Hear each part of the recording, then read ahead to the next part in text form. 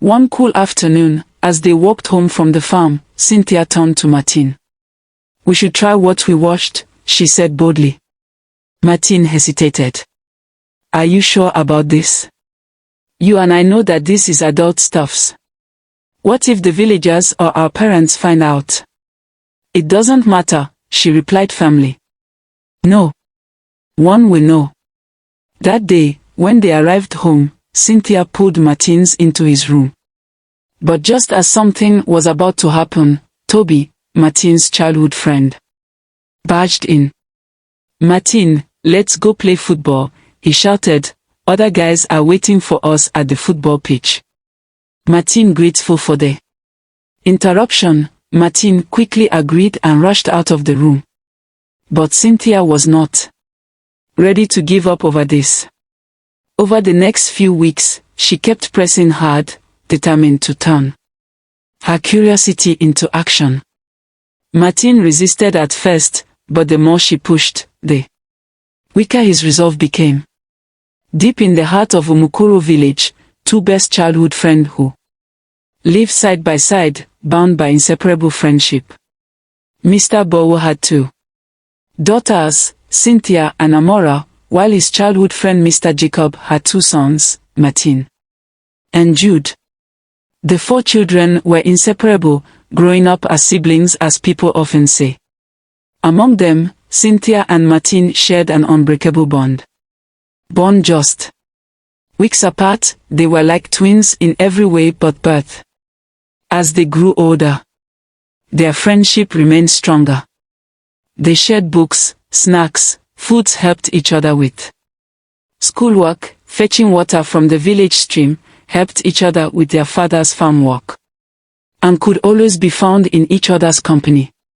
When Mateen struggled in science subjects, Cynthia was the first to help him. When Cynthia felt sad, Mateen was always there to cheer her up. Their connection was pure, built on trust and years of companionship. But as they transitioned into their teenage years, subtle changes began to take root.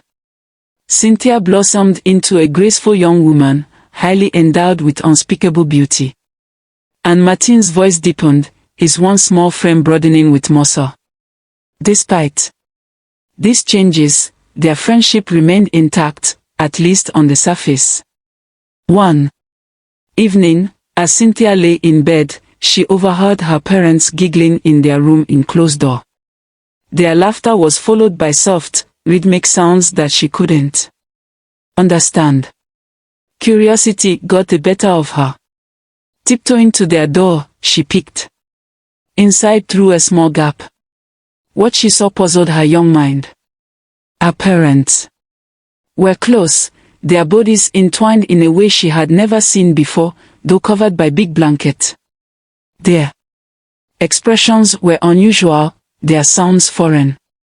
Confused and curious, Cynthia couldn't stop thinking about what she had witnessed. The next day, she confided in Mateen. "Mateen, I saw my parents doing something strange last night," she whispered. Mateen raised an eyebrow. "What do you mean?" Mateen described what she had seen, and to her great surprise, Mateen chuckled.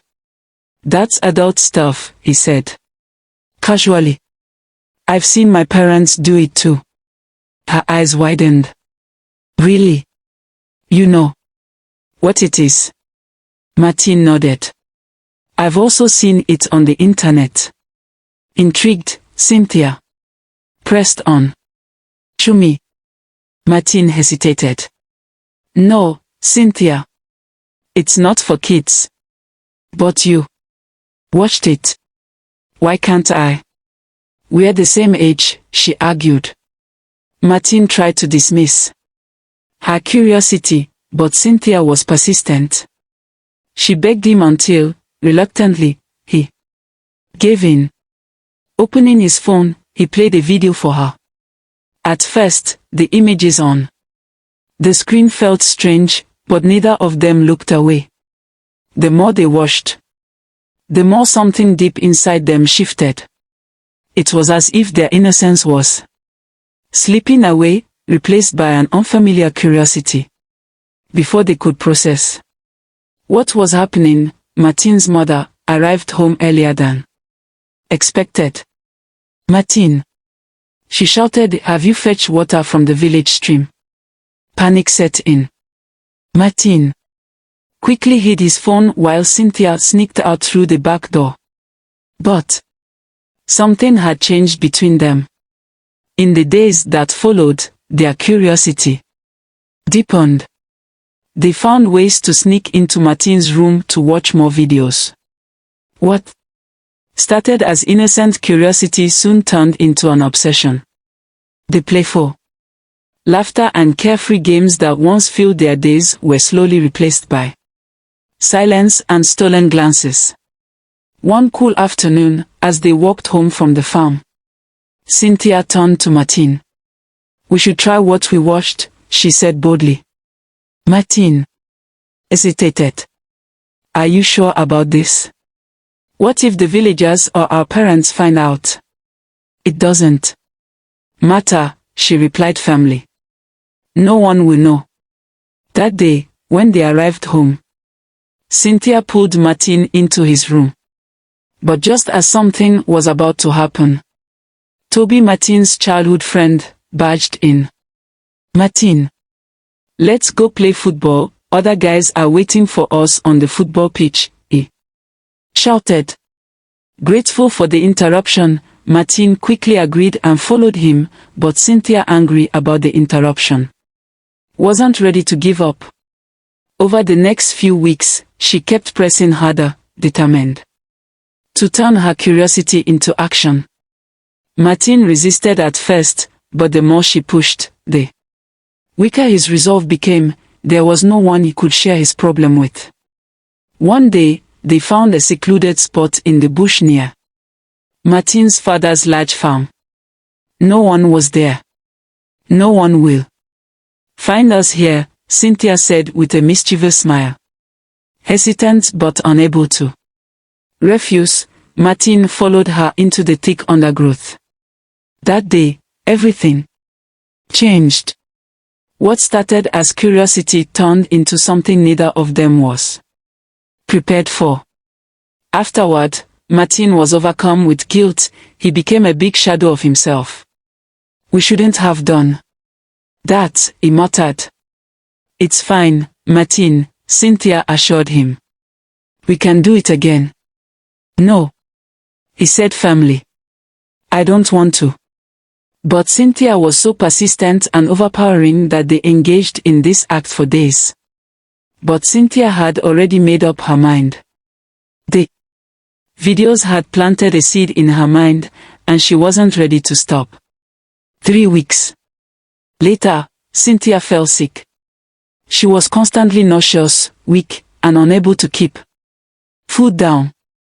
Concerned, her mother took her to the village clinic. After examining her, the doctor called Cynthia's mother aside. "Your daughter is 3 weeks pregnant," he said calmly. Mama Cynthia's words shattered in an instant. "That's impossible," he shouted, her voice trembling. "I understand your shock," the doctor said, "but anger will not change the truth. Just take care of her." As they left the clinic, Cynthia's eyes filled with tears. One question echoed in her mind over and over again. How do I tell my mother that Mateen, our family close friend, is responsible for my pregnancy?